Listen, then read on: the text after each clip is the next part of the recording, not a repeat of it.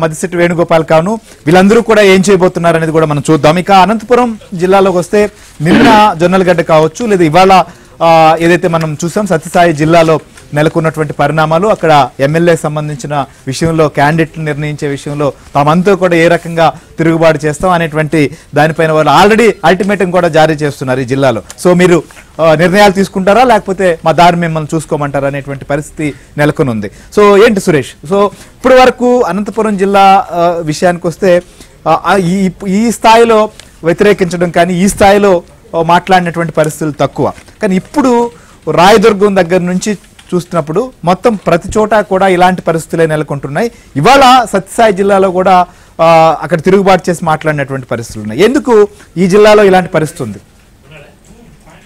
గతంలో ఇప్పుడు కూడా ముఖ్యమంత్రి జగన్మోహన్ రెడ్డి పైన ఈ తరహాలో వైసీపీ ఎమ్మెల్యేలు మాట్లాడిన సందర్భం లేదు. వైసీపీ సంబంధించిన ఎమ్మెల్యేలు ఎవరైతున్నారో ముఖ్యమంత్రి జగన్మోహన్ రెడ్డికి వీర విధేయులుగా కూడా చెప్పుకుంటుంటారు. అయితే ఎన్నికలు సమీపిస్తున్నాము సిట్టింగ్ ఎమ్మెల్యేలకు కొంత సీట్లు లేవని తో కూడా ఎమ్మెల్యేలు ఈ తరహాలో మాట్లాడుతున్నారని చెప్పవచ్చు. ముఖ్యంగా రాయదుర్గం ఎమ్మెల్యే కాపు రామచంద్రారెడ్డి చేసిన వ్యాఖ్యలు తీవ్ర వైసీపీలో కలకలం రేపాయి. ముఖ్యమంత్రి జగన్మోహన్ రెడ్డి తన గొంతు కోశారంటూ కూడా గుడ్ బై చెప్తూ తాను ఏదైతే రాయదుర్గంతో పాటు కళ్యాణదుర్గం నియోజకవర్గం నుంచి పోటీ చేస్తారంటూ చెప్పారు. ఇప్పటికే ఆ దిశగా కూడా కాపు రామచంద్రారెడ్డి అడుగులు వేస్తున్న పరిస్థితి ఉంది. కళ్యాణదుర్గం నియోజకవర్గంలోని పలు మండలాల్లో కూడా కాపు రామచంద్రారెడ్డి పర్యటిస్తున్నారు. అయితే ముఖ్యంగా ఏదైతే వైసీపీ ఆవిర్భవించిన తర్వాత వైసీపీ పార్టీ ప్రారంభంలోనే అప్పటి ఎమ్మెల్యేగా ఉన్న కాపు రామచంద్రారెడ్డి కాంగ్రెస్ పార్టీకి రాజీనామా చేసి జగన్ పార్టీలో చేరారు. అక్కడ తర్వాత బై ఎలక్షన్స్ లో కూడా గెలుపొందిన పరిస్థితి ఉంది. అయితే ఖచ్చితంగా ఈ కేబినెట్ లో మంత్రి పదవి వస్తుందని ఆశించిన కాపు రామచంద్రారెడ్డికి విప్ తో సరిపెట్టారు. విప్ తో సరిపెట్టినప్పటికీ కూడా అయితే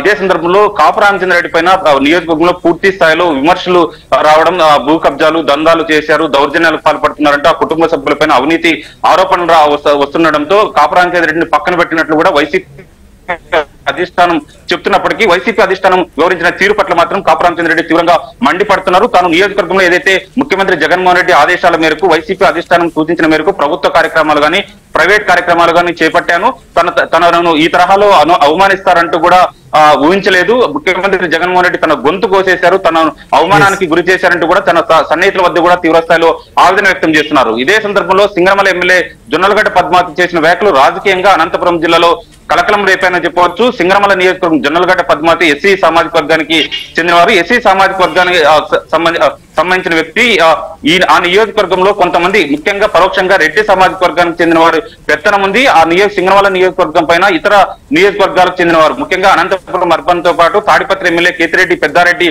జోక్యం ఎక్కువగా ఉంటుంది.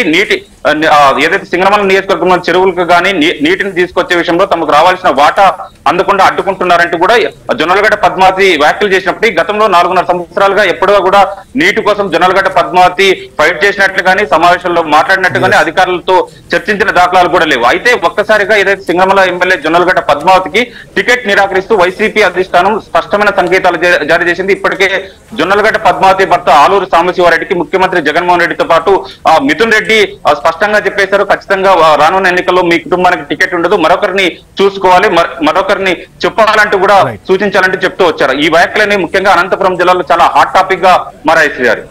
రైట్, చూస్తున్నాం మీరు అన్నట్లుగా అటు జొన్నలగడ్డ కావచ్చు, ఇటు కాపే కావచ్చు, లేదా మిగిలినటువంటి ప్రతి చోట కూడా ఉషశ్రీ చరణ్ మార్పు అప్పుడు కూడా మనం చూసాం. స్థానిక